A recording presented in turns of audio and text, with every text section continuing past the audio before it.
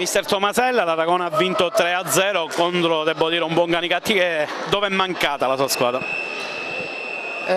In alcuni momenti della gara sicuramente abbiamo avuto le gambe un po' molle, siamo stati meno cattivi e incisivi rispetto a loro sicuramente, un po' troppi errori in momenti poco opportuni e naturalmente poi alla lunga con squadre come Aragona si pagano, però devo dire che sono molto soddisfatto, eravamo venuti qua con l'obiettivo di fare una gara di alto livello e penso che abbiamo divertito il pubblico.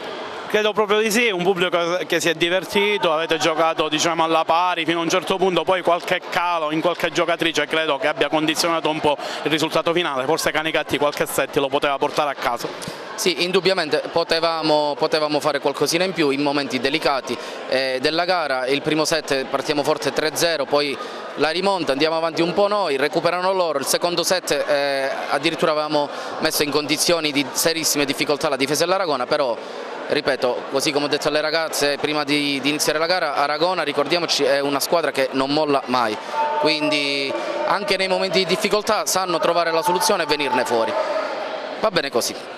Carina Gotte, una grande, bella partita, ma una Aragona stasera davvero strepitosa.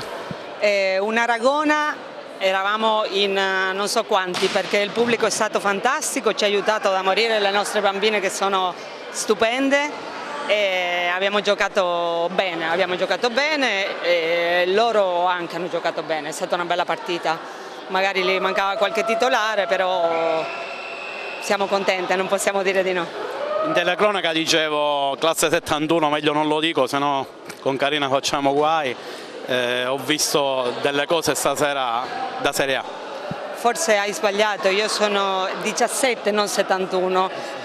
Ho 17 anni, sono ancora nell'under e no, va bene, sì. E finché gioco mi diverto così che il fisico mi regge, va bene, mi diverto tantissimo, sono fantastiche le nostre ragazze.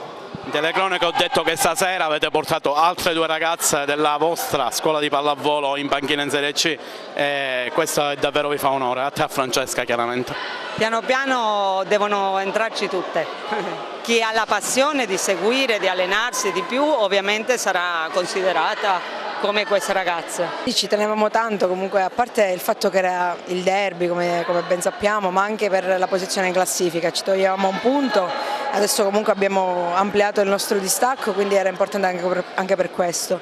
Poi il derby, c'è un clima diverso rispetto alle altre partite, si è visto un pubblico meraviglioso, quindi questo ti invoglia proprio tanto. È stata una partita combattuta, specie nel primo set, diciamo che ce la siamo giocati punto su punto, ma noi oggi non abbiamo sbagliato praticamente quasi nulla, abbiamo messo la grinta giusta per ottenere i 3 punti.